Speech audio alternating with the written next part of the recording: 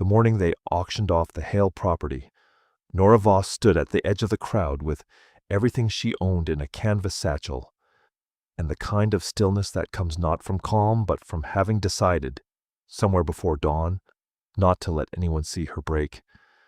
The farm had been her husband's before it was hers, and before that it had belonged to his father, and the county had a lien against it that Nora had not known about until 6 weeks after the funeral, when a man in a brown coat arrived with papers in a manner that suggested he had delivered this kind of news before, and had made a kind of peace with it. She had read the papers twice, folded them exactly as they had come, and handed them back without a word, which seemed to unsettle him more than argument would have. That was in August.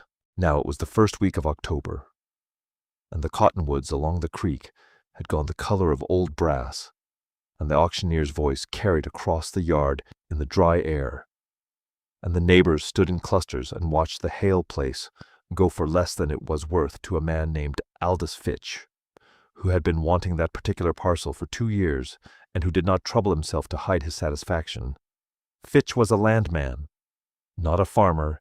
He had soft hands and a good coat and a way of standing with his weight back on his heels that suggested he expected the world to come to him, and mostly it did.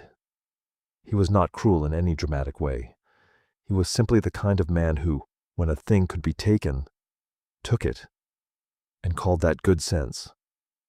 He came to stand near Nora after the gavel came down, not close enough to be confrontational, close enough to be certain she understood. He said something about the market and about the lien, and about how these things happened, and Nora listened with her chin level, in the way of a woman who has decided in advance not to fall apart. And when he finished, she said nothing at all, which he seemed to find unsatisfying, and he moved away. The crowd watched. It was a small town, Calverton, and it stored things up for later. Nora had come to this valley 8 years before with her husband Jonas, who was a good man and a poor planner, and who had loved her without reservation, and died of a fever in March without giving her any instruction about what to do next. She had grown up in a county home in the eastern part of the state, where you learned to do with what was given, and to make no great noise about the difference between what was given and what you needed. She was 31 years old. She had a canvas satchel, $17 folded into the lining of her coat, and the kind of practical knowledge that does not look like anything from the outside. She was deciding, with the auctioneer's voice still in the air behind her, whether to walk to the road or to the church, or to simply sit down on the fence rail and think, when a man she knew only slightly came to stand beside her. His name was K. Demet.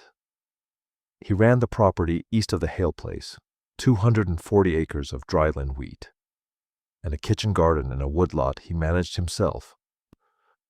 He was 36, broad through the shoulders, with the kind of face that had been weathered into its final form early and would look more or less the same for the next 20 years. He had been at the auction because his fence line abutted the Hale parcel, and he had wanted to know who he would be dealing with. He had watched the whole of it, including Fitch's approach to Nora and Nora's stillness under it. He did not offer condolences.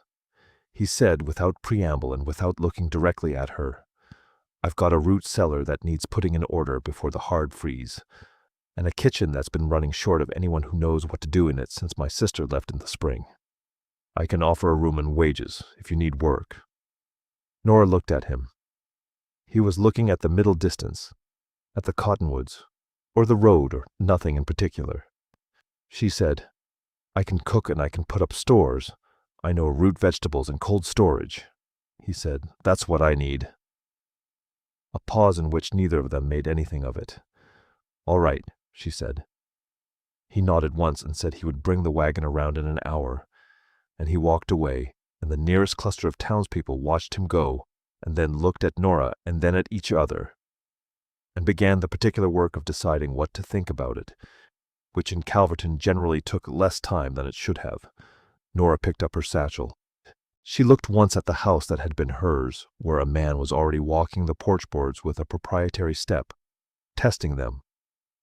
Then she turned away and did not look again. She had one other thing in the satchel besides clothing.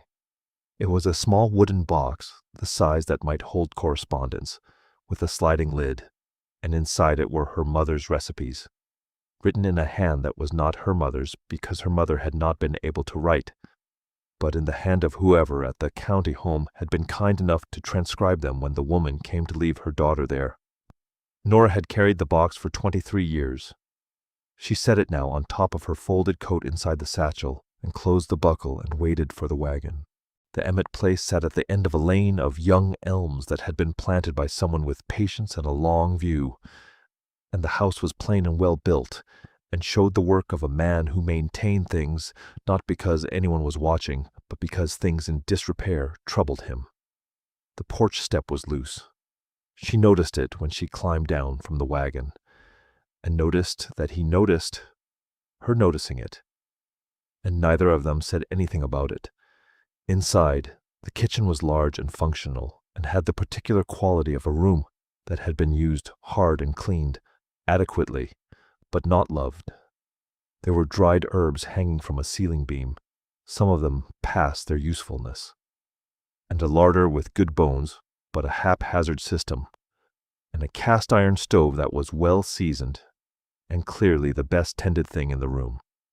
On the table there was a coffee cup and a plate that had been rinsed but not washed, and a copy of a seed catalog open to a page about winter rye.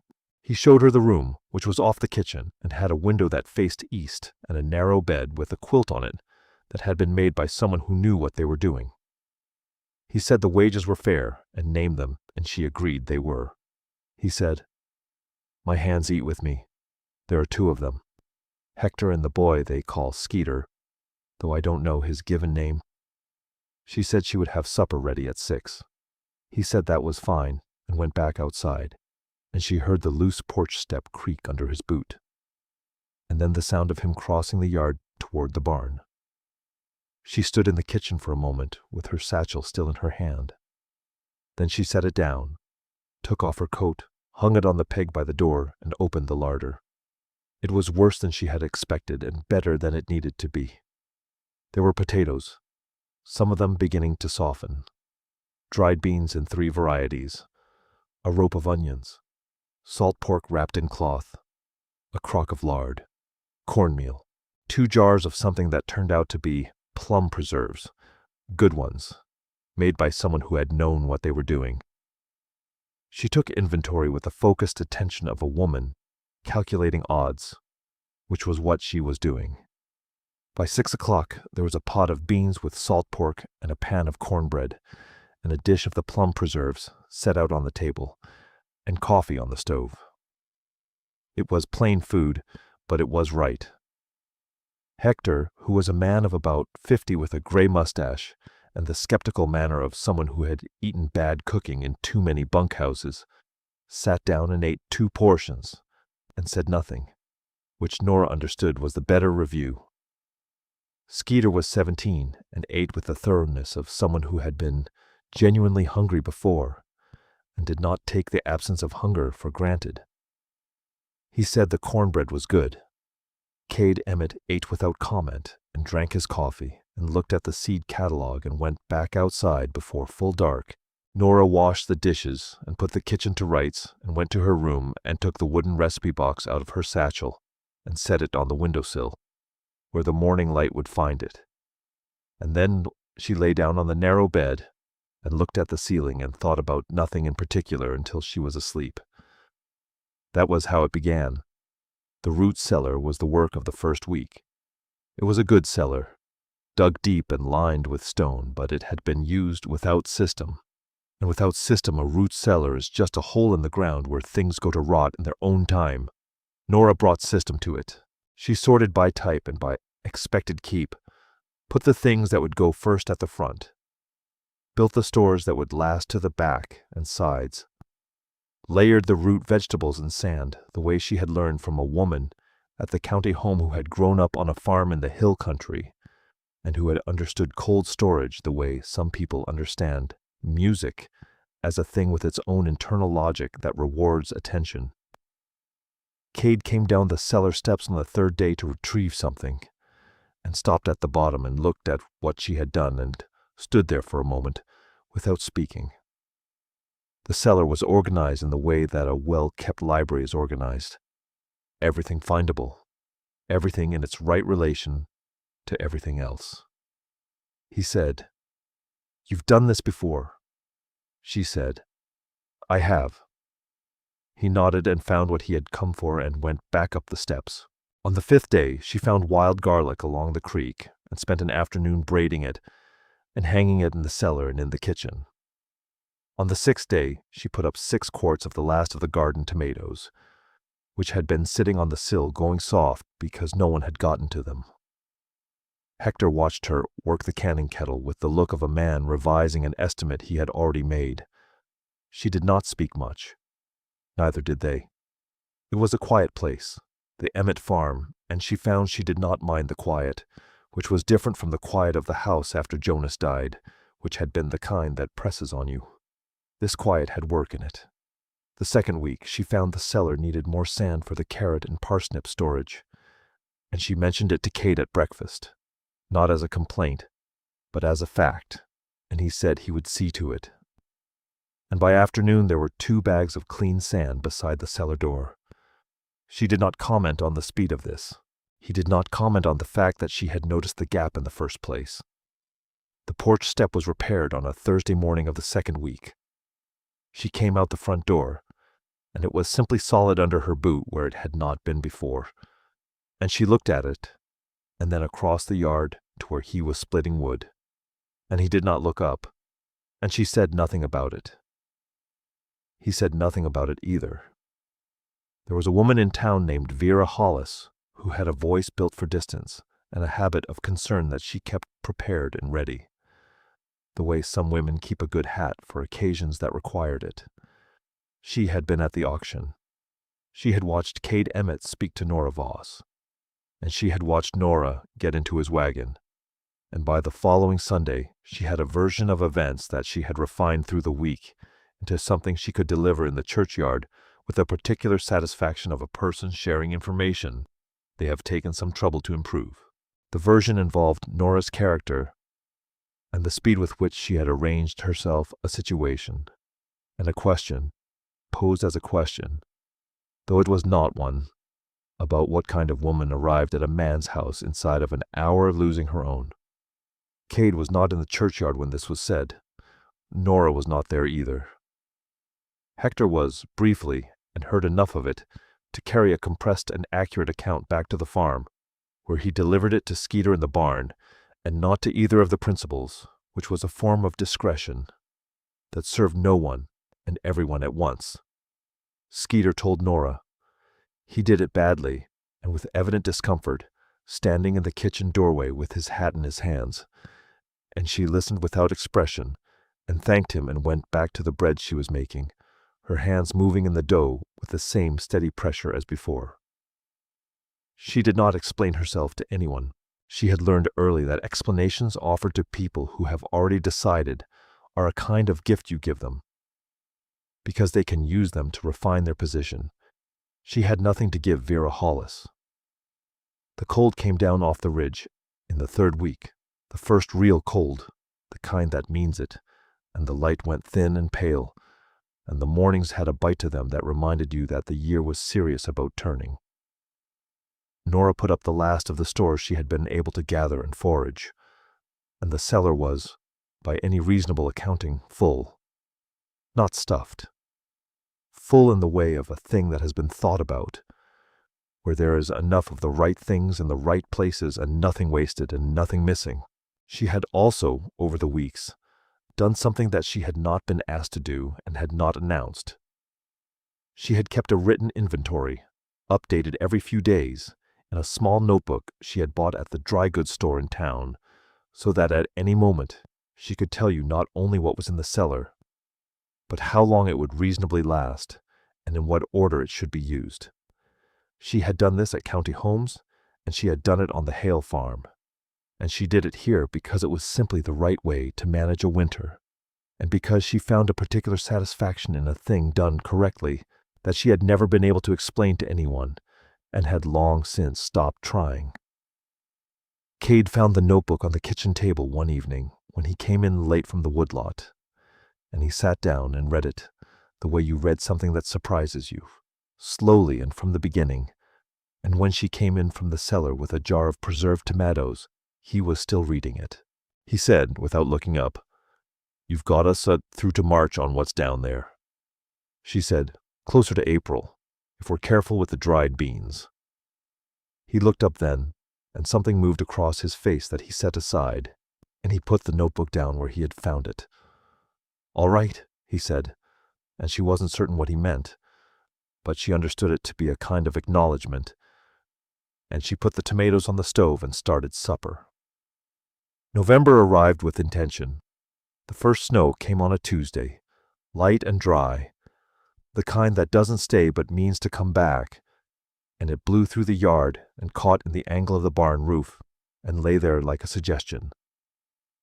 Nora stood at the kitchen window with her coffee and watched it and thought about the cellar, running the inventory in her mind, the way other people run figures, checking the columns. Hector had, by this point, stopped being skeptical. It had happened gradually and without ceremony, through a sequence of small specific things. The bean soup with the smoked ham hock that he had thirds of without speaking. The way she had wrapped his hand when he cut it on a fence staple, firmly and without fuss. The way you close a book you mean to return to. He had started leaving his coffee cup in the kitchen in the morning instead of taking it to the barn, which was a small thing and meant something. Skeeter had been attached since the second week, which required less explanation. He was 17, and she fed him well, and did not treat him as though he were invisible, and those two things together are enough. There was a moment in the middle of November that was not large, but was the kind of thing that changes the shape of what comes after.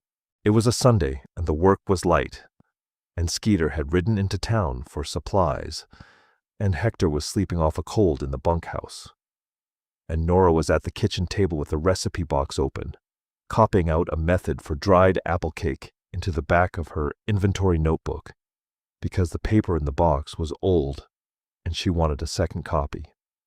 She was not thinking about being watched. She was thinking about the recipe. Cade came in from the barn and stopped in the doorway and saw her at the table with the box open, and the old pages spread carefully before her, and her hand moving across the notebook page, and her face in the winter light from the window, doing nothing in particular, just present, just itself, and he stood there for a moment that was longer than he intended. She looked up and saw him in the doorway, and he came in and hung his coat and poured his coffee, and sat down at the other end of the table with the seed catalog, and they sat in the same room in the afternoon quiet, and neither of them made anything of it. He said, after a while, "What's in the box?" She said, "My mother's recipes. Someone wrote them down for her." He said, "She couldn't write." "No." A pause. "The apple cake is good," she said, "if we have dried apples." He said, "There's a crate of them in the cellar, back left under the burlap." She looked at him. He was looking at the seed catalog. "I know," she said. The corner of his mouth moved once and returned to where it had been. That was the afternoon. It was not a large thing, but some things change the moment you look at them straight. And after that Sunday afternoon, the kitchen had a different quality. A quality of being a room where two people were, rather than a room where one person worked and another occasionally passed through. The dried apple cake appeared on the table the following Friday. Skeeter ate 2 pieces. Hector had one and looked at the ceiling for a moment, and then had another. Cade had a piece after supper and said nothing, and later, when Nora was washing up, she heard the back door open and close and looked out the window and saw him standing in the yard, in the cold, looking up at the sky, which was clear and thick with stars, and she did not know what he was thinking, and she turned back to the dishes. But she had looked. Aldous Fitch came back into the story on a Wednesday in a late November, which was the kind of timing that suggested he had been waiting for the right moment. or what he believed was the right moment, which was when a person was most likely to be cold and uncertain. He came to the Emmett farm in his good coat, driving a covered buggy, and he asked for Nora, not for Cade, which was itself a kind of statement. Cade was in the barn and heard the buggy and came out and stood in the yard while Fitch spoke. Fitch had a proposition.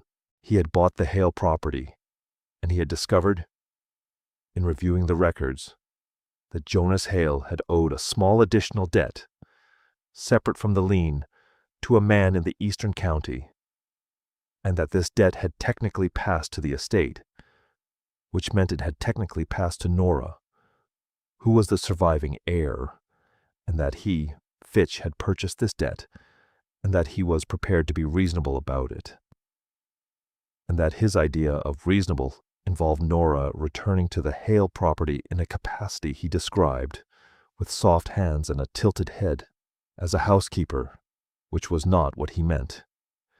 He said all of this to Cade, who had not moved from where he stood in the yard, and who listened without expression, and who, when Fitch finished, said, "I'll need to see the paper on that debt." Fitch said he had it with him. Cade said, "Then you'll want to take it to the county clerk and have him look at the date on it, because Jonas Hale settled that debt in the spring of his last year. I was there when he did it. So was Hector Ames, who has been in this county for 30 years, and whose word is not generally questioned." Fitch looked at him. Cade said, "And then you'll want to consider whether you'd like the county to know you've been buying up old debts and presenting them to widows as current. That's a particular kind of business, and the county has a particular kind of opinion about it." The yard was quiet. A crow called from the woodlot, and the sound carried in the cold air and faded. Fitch said, after a moment, that he must have been working from an old record. Cade said that happened. Fitch left. The buggy went back down the elm lane and turned onto the road and was gone. And Cade stood in the yard and watched it go, and then he went back into the barn. Nora had been in the kitchen and had heard enough through the window to understand what had happened, though not every word. She stood at the stove and kept her hands busy, and her face doing what she needed it to do. And when Cade came in for dinner an hour later, she put the food on the table and poured his coffee and sat down and said, "Thank you." He said, "Hector will go to the clerk's office tomorrow to be certain the record is corrected." She said, "I understand." He said, "It won't come up again." She believed him, and she was right. Word travels in a small town the way weather does, low and fast and ahead of itself. And by the following Sunday the story of Aldous Fitch and the old debt and Cade Emmett in the yard had reached the churchyard in a form that was substantially accurate, which was unusual, and which had the effect of rearranging certain opinions that had been arranged badly. Vera Hollis was present for this rearrangement and received it with the expression of a woman who has prepared a dish she is no longer certain she wishes to serve. And she said nothing, which was, for her, as close to a correction as she was likely to offer. The winter arrived in full in December, and it arrived with purpose. 3 storms came through in the space of 2 weeks, the kind that stack on each other before the first has finished. And the temperature dropped and stayed down, and the road into town was passable but unpleasant, and the families that had not put up sufficient stores began to feel it. There were several such families in Calverton and the surrounding farms. The summer had been long and the autumn busy with other things, and the root cellars of several households were, by mid-December, running short of what they needed to see the winter through. This was not unusual. It was the kind of thing that happened when people were optimistic about weather and slow about preparation, which was most people, most years, and which was why the general store in Calverton did a reasonable business in dried goods through February. But the storms had made the road difficult, and the general store had not anticipated the severity of the season, and there were gaps in what it carried, and people began to feel the particular anxiety of a winter that is longer than your pantry The Emmett farm was not among them. The cellar held. Not only held, but held with margin, which was what the inventory had promised, and what Nora had built into it deliberately, because she had grown up in a place where the difference between enough and not enough was a thing you learned to take seriously.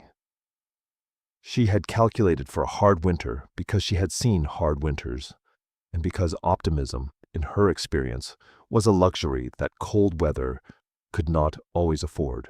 Hector said, on a January morning when the temperature had not come above freezing in 9 days, that they were eating better than he had eaten in January since he was a boy in his mother's house, and that this was a fact he intended to remember. Skeeter said the potato soup was the best thing he had ever eaten, which he had also said about the bean soup and the dried apple cake, but which Nora understood to be genuine each time. She had begun, by January, to feel the particular quality of belonging that she had not felt in a long time and had not expected to feel here. It was not dramatic. It was the feeling of a room that knows you are in it, of a table that expects you, of a morning that has your coffee in it already because the person who made it knows when you come down. It was small and it was sufficient, and it was more than she had thought she would have again. Cade brought her firewood for her room without being asked, and she kept his coffee warm on the back of the stove when he came in. And neither of them said anything about either of these things, and the narrator notes that this was not an accident. On a Thursday evening in late January, the four of them sat at the table after supper with the wind pushing at the windows and the stove throwing good heat. And Skeeter was reading aloud from a novel he had found in the bunkhouse, badly but with enthusiasm, and Hector was mending a piece of harness, and Nora was working on a piece of sewing, and Cade was looking at the woodlot survey he had been meaning to review for 2 months. And at some point, Nora looked up from her sewing and saw the room as it was, all four of them in the lamplight with the winter outside. And she thought, this is a home, not a situation. A home. She looked back down at her sewing and said nothing, and the wind pushed at the windows and Skeeter mispronounced a word, and Hector corrected him without looking up. It was a Friday in February when Cade came in from the woodlot earlier than usual and found Nora at the table with the recipe box open again, not copying this time, but simply reading, the old pages in her hands with the particular care you give to things that are also something else. He sat down across from her and did not pick up the seed catalog. He said, I want to say something. She set the pages down carefully and looked at him. He said, you came here with a satchel and a root cellar to put in order, and what you've done is see us through a winter that has emptied out half the pantries in this county. You've put this house in order. You've put this table in order. He paused. I've been watching you work for 4 months, and I know what I'm looking at. She waited. He said, I'm asking you to stay, permanent, as my wife, if that's what you'd want. I'm not asking you to decide now. I'm not asking you to decide because of the winter or because of Fitch or because you don't have another place to go. I'm asking because this is where you belong, if you want to belong somewhere, and I think you know that, and I think I know it, and I wanted to say it plain. He stopped. The stove ticked. Outside, the wind had gone quiet for once, and the silence was the kind that has weight. She looked at him across the table, this man who had repaired her porch step without comment, and brought her firewood without announcement and stood in a cold yard and sent a soft-handed man back down the lane with nothing in his pockets. And she thought about what it meant to be asked rather than arranged, to be given a choice rather than a circumstance. And she felt something settle in her chest that had been unsettled for a long time. She said, yes. He looked at her. She said, that's what I want. He nodded once, slowly, and something in his face that had been held carefully for a long time was set down, and he looked younger for a moment, or perhaps simply lighter. And then he said, all right, in the same tone he had used on the first day, and she understood that this was his language, and that she had learned to read it. She reached across the table and put the recipe pages back in the wooden box, and slid the lid closed, and he watched her hands do this. And then he got up and poured 2 cups of coffee and brought them to the table and sat back down. And they sat together in the kitchen with the winter outside and the stove between them and the coffee getting warm in the cups. And neither of them said anything else for a while, and there was nothing else that needed saying. They married in March, on a day when the snow was still on the ground, but the light had changed in the way it does when the year has made up its mind. A quiet ceremony at the courthouse with Hector and Skeeter as witnesses. And afterward, they came home and Nora made the dried apple cake, and they ate it at the table, and Skeeter said it was the best thing he had ever eaten, and Hector looked at the ceiling. By the time the frost settled in for good the following autumn, things in Calverton had arranged themselves into their new shapes. Aldous Fitch had sold the Hale parcel to a family named Garvey, who actually intended to farm it, and that transaction had been conducted quietly and without fanfare, which was as close to accountability as such men generally came. And the narrator notes that this was enough. Vera Hollis had not, in the intervening months, said anything further about Nora Emmett, née Voss, which was not the same as having said she was wrong, but which amounted in practical terms to the same thing. The town had watched the winter play out and had drawn its conclusions. And its conclusions were the right ones, arrived at in the way towns arrive at things, slowly and collectively, and without any single person having to admit they had been in error. The cellar that second autumn was fuller than the first. Nora had spent the summer methodically, adding to what the farm already grew, trading for what it didn't, putting up stores with the same system, and the same deliberate margin she had built into everything she touched. The inventory notebook was on its 2nd volume. She had shown Skeeter how to keep it when she was busy elsewhere, and he did it badly but with improving accuracy.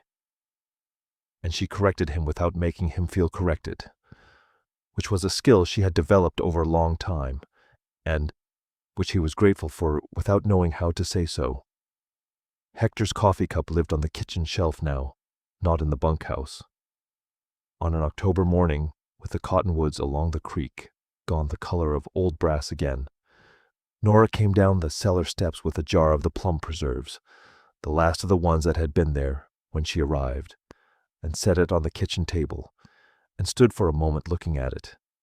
It was the same preserves, made by someone who had known what they were doing, in a season before she had come here, put up and forgotten, and found by her in the larder on her first day. She thought about that woman, whoever she had been, standing at this same stove with the same kettle, doing the same work, putting something good away for later. She thought, I am still here, I am later.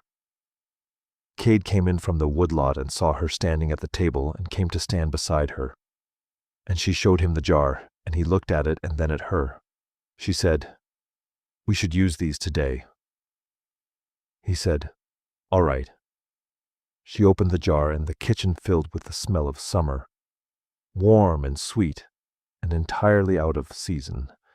And she spread the preserves on the bread she had made that morning, and they ate it at the table together, and outside the cottonwoods turned in the October light, and the cellar was full, and the house held its warmth, not waiting for anyone, not any more.